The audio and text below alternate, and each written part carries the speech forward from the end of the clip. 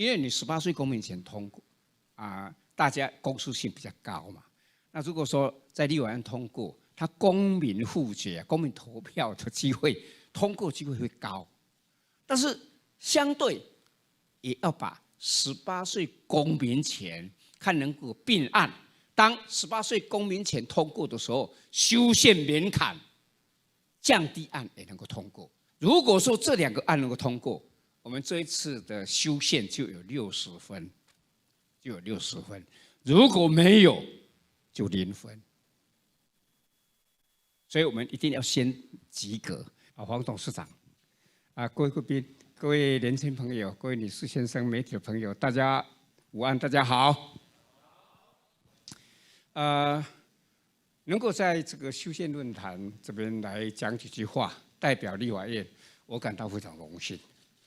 那对于今日新闻他举办修宪的论坛，我要表达我的敬意啊，我非常尊敬，因为修宪这个是一个非常在台湾来讲是一个非常高度困难、难度非常高的一个事情，但是它又非常重要。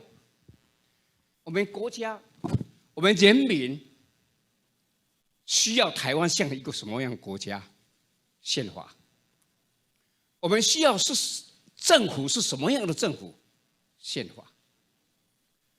我们想要过什么生活？是要民主的，还是专制的生活？宪法。宪法决定了我们我们整个国家的这个现在未来。一般念书都会念到，就是说宪法就是国家的根本大法。它事实上另外一句叫做宪法就是人民权利的保障书。我非常钦佩各位在场的年轻人，愿意大家共同来关心，共同来这个讨论。我也要借这个机会呼吁全国的人民、全国国家的主人，一定要重视这一次的修宪。这一次修宪是相距2005年的修宪有15年。那15年来，照理讲，我们现在来修宪，应该时间蛮长的。尤其我们的宪法委员都大家讨论了很久的，没有办法解决的。照理讲，12年已经很长了，但是我们还是那么困难。我自己在立法院，我有这样觉得，可能要修一个非常好的宪法，可能要下届再下届，因为那时候这个大家的共识会比较容易。现在立法院的委员里面，因为意见蛮多、蛮分歧的。我前2天，最近还有几次有人来跟我讲，说应该要制宪，要制宪。辜宽敏先生，他就有提一个公投案到中选会，他说要总统同意让总统来弄一个，就是说来主导一个修宪，就是不透过我们现在宪法里面的修宪程序，另外一个宪法案就是说那个公投是希望大家同意让总统来拟定一个宪法，直接公投。那这个就是制宪了，这个就是制宪。那他当然碰到困难，有来跟我交换意见就是他的困难就是中选会没有接受没有接受，他现在要采取这个行政救济的程序，所以到底要制宪还是修宪，这个是一个议题。好，那不管制宪或者修宪，我们到底要3权还是5权，这个也是重要的议题。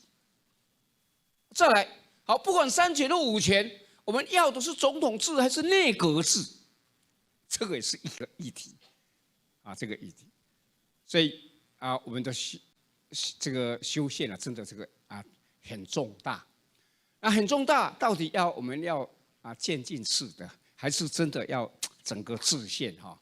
那到目前来看，那个整个气候事实上还没有成熟，就是制宪的气候好像看起来没有成熟，因为你18岁公民前通过大家公诉性比较高嘛。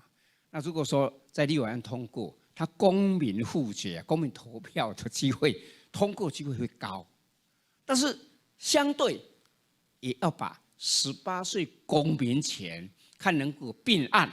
当18岁公民前通过的时候，修宪门槛降低案也能够通过，这样就有助于未来的修宪啊，有助未来修宪如果没有这样的话，我们还是老是在那边，这个就是说修宪门槛那么高，那我们再提什么案，未来都会变成一个困局困局。